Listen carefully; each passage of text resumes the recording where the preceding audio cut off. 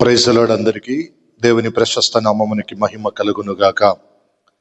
ఈరోజు దేవుని పిల్లల పోలికలు అనే దాని గురించి మాట్లాడుకుందాం. పరిశుద్ధ గ్రంథములో దేవుని పిల్లల పోలికలు ఎలాగుంటాయి అనంటే, కీర్తన గ్రంథం 1:3 అతడు నీటి కాలువల యోరన నాటబడినదై ఆకువాడక తన కాలమందు ఫలమిచ్చు చెట్టు వలె ఉండును అని ఉంది. చూడండి, ఫలమిచ్చే చెట్టు అనంటే ఫలభరితమైన జీవితము.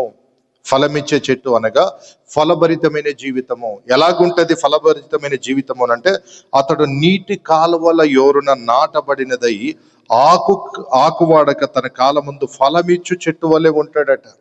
అనగా నీవు నీటి కాలువల యోరున అనగా ఉపదేశ క్రమమునకు నీవు ఆనుకొని బ్రతుకుతే, ప్రభు యొక్క ఉపదేశ క్రమమును నువ్వు ఆనుకొని బ్రతికితే నీవు ఫలించే చెట్టు వలె మార్చబడతావు. ఫలమిచ్చే చెట్టు అనగా ఫలభరితమైన జీవితము నీలోకి వచ్చేస్తుంది. ఫలభరితమైన జీవితముగా నిన్ను దేవుడు మార్చుస్తాడు. రెండవదిగా చూసినట్లయితే, కీర్తన గ్రంథము 92:12-13 చూసినట్లయితే, ఖర్జూర దేవదారు వృక్షములను అనగా చిగురించే అనుభవం. చూడండి, నీతిమంతులు ఖర్జూర వృక్షం వలె మోవు వేయుదురు, లేబానోను మీద దేవదారు వృక్షం వలె వారు ఎదుగుదురు అని ఉంది. అంటే అర్థం ఏంటి? చిగురించే అనుభవము, అభివృద్ధి చెందే అనుభవం. ఇది దేనికి సూచన అనంటే, చిగురించే అనుభవము, అభివృద్ధి పొందే అనుభవంలోకి వచ్చేస్తుంది. ఇది నువ్వు ఎక్కడ చిగురిస్తావు, ఎక్కడ నీవు ఆశీర్వదించబడతావు అనగా అభివృద్ధి చెందుతావు అనంటే 13 ఉంటది. చూడండి, కీర్తన 92:12-13 చదువుతున్నాను, జాగ్రత్తగా వినండి. యెహోవా మందిరములో నాటబడినదై వారు దేవుని ఆవరణములో వర్ధిల్లుదురు.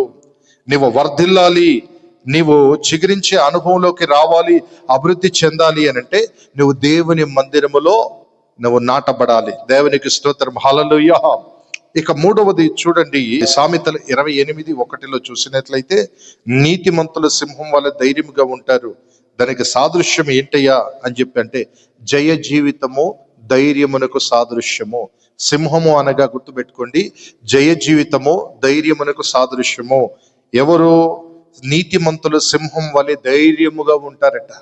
ఎటువంటి సమస్య అయినా రాని, ఎటువంటిదైనా రాని, ఎటువంటి సమస్యలు వచ్చినా, ప్రాబ్లమ్స్ వచ్చినా నీవు సింహం వలె ధైర్యంగా ఉండగలిగితే, యూదా గోత్రపు సింహమై ఉన్న యేసుక్రీస్తు ప్రభుల వారు నీ పక్షమై ఉంటారు గనక నీవు ఎలాగుంటావు?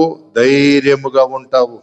తర్వాత 4వ మాటగా గుర్తుపెట్టుకోండి, కీర్తన గ్రంథం 125:1 యెహోవా యందు నమ్మకం ఉంచువారు కదలక నిత్యము నిలుచు సియోను కొండ వలె ఉందురు. కొండ దేనికి సాదృశ్యము? సియోను కొండ దేనికి సాదృశ్యం అంటే స్థిరత్వమునకు సూచన, స్థిరత్వమునకు సాదృశ్యం. నువ్వు దేవునిలో స్థిరపడి ఉండగలిగితేనే నువ్వు ఆశీర్వదించబడతావు. దేవుని పిల్లల పోలికలు ఎలాగుంటాయి అనంటే, ఫలమిచ్చు చెట్టు వలె అనగా ఫలభరితమైన జీవితమునకు సాదృశ్యము, చిగురించి ఖర్జూర దేవదార వృక్షము అనగా చిగురించే అనుభవమునకు సాదృశ్యము. అది దేవునిలో, నీవు దేవుని మందిరములో నాటబడాలా. మూడవది సింహము అనగా జయ జీవితమునకును ధైర్యమునకు సాదృశ్యము. 4వదిగా కొండ అనగా సియోను కొండ అనగా స్థిరత్వమునకు సాదృశ్యము. దేవుని మందిరములో నీవు స్థిరపడగలిగితే తప్ప ఎప్పటికీ ఆశీర్వదించబడలేవు. నువ్వు దేవుని మందిరములో స్థిరపడి బ్రతుకుదువుగాక. ఆమేన్, హల్లెలూయా.